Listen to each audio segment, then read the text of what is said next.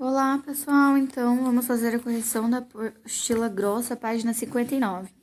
Então, lá na questão 1, está escrito assim: complete com as formas correspondentes ao presente do indicativo e ao pretérito perfeito dos verbos entre parênteses. Então, letra A. Hoje ele dá palestra sobre o assunto, mas antes ele não dava. Então, o verbo dar, você teria que colocar ali nos espacinhos qual era a opção correta. Então, a segunda opção lá da letra A tá escrito assim: hoje eles dão palestras sobre o assunto, mas antes eles não davam. Na terceira, hoje nós damos palestras sobre o assunto, mas antes nós não dávamos. Letra B, hoje ele sabe toda a matéria, mas ontem ele não sabia, verbo saber. Aí a próxima, hoje eles sabem toda a matéria, mas ontem eles não sabiam. E a próxima é, hoje nós sabemos toda a matéria, mas ontem nós não sabíamos. E na questão 2, tinha que completar com as formas correspondentes ao presente do indicativo e ao pretérito perfeito dos verbos, entre parênteses. Então, ontem ele pôde jogar futebol, mas hoje ele não pode, verbo poder. Aí a segunda é puderam e podem. E a terceira, pudemos e podemos. Coloquem lá as respostinhas de vocês, tá? Na próxima página, é assim, lá na questão B. Soube, e no outro espacinho, sabe. Verbo saber também. Então, embaixo é souberam e do lado sabem. Embaixo, soubemos e sabemos. Na letra C, deu e dá. Daí na próxima, deram e dão. Na última, demos e damos. Daí na questão 3. Era para completar com as formas verbais adequadas dos verbos dar, poder e saber. Então, letra A, dê. Aí no outro espacinho, deem. Na letra B, possa. Na próximo espacinho é possamos. Na letra C, saiba. E no outro espacinho é saibamos. Na questão 4, era para completar os espaços com as formas verbais correspondentes aos verbos entre parênteses. Então, ter ou comprar. Se eu tivesse dinheiro, compraria. Letra B, saber e poder. Então, se ele soubesse francês, poderia conversar com o estrangeiro. Letra C, do verbo poder e ir. Se nós pudéssemos viajar, iríamos à praia.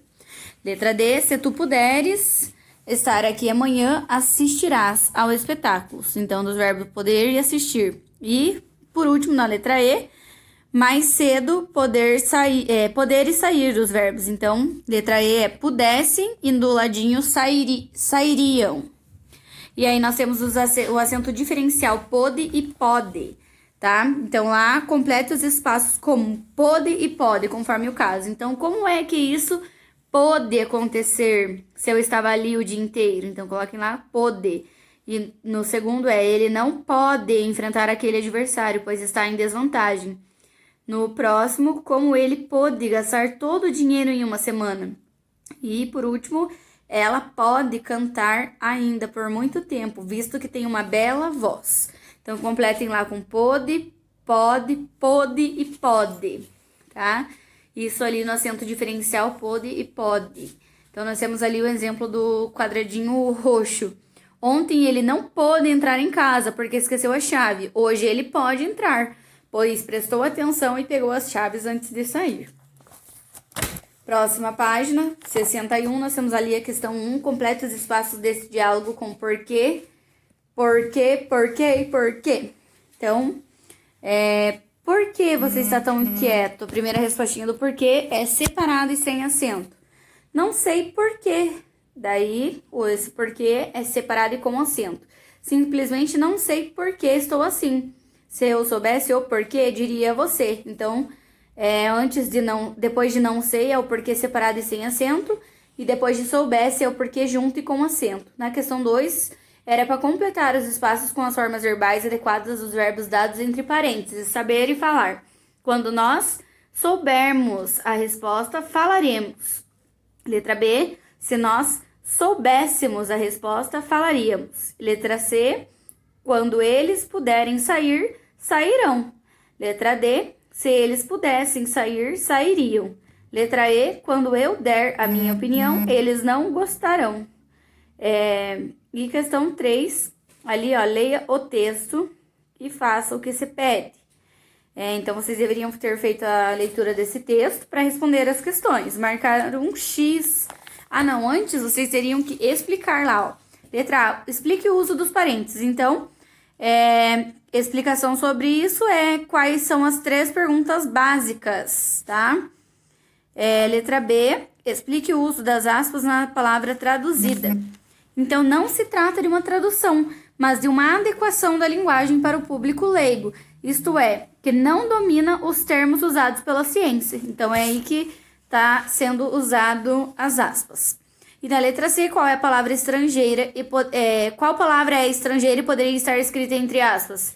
A palavrinha ali, e-mail, tá? E na questão 4, assinale as principais características dos textos de divulgação científica. Então, você tinha que marcar um X em qual seriam as respostas corretas ali, de acordo com a divulgação científica, as principais características. Então, teria que marcar um X ali na segunda, na quarta, na quinta, na 7ª, na 8ª colocação ali das questões. Então, na segunda lá era a linguagem é objetiva, clara e atraente ao público leitor. Depois teria que colocar o X na frase ali em cima do ladinho, na segunda coluna. Costuma-se empregar o pronome de tratamento você com o objetivo de tornar o texto mais atraente ao leitor. Embaixo dessa, teria que marcar um X ali onde está escrito: são feitas citações diretas e indiretas, a fim de dar veracidade ao que está sendo dito. Aí na penúltima, geralmente são textos curtos, publicados em revistas especializadas ou em jornais, nos cadernos voltados para a ciência. E por último, os termos técnicos costumam ser explicados, pois o gênero tem como público-alvo leitores leigos no assunto, isto é, não especializados. Então, era para marcar ali o X. Então, a quantidade de X era 1, 2, 3, 4, 5. Tá bom, pessoal?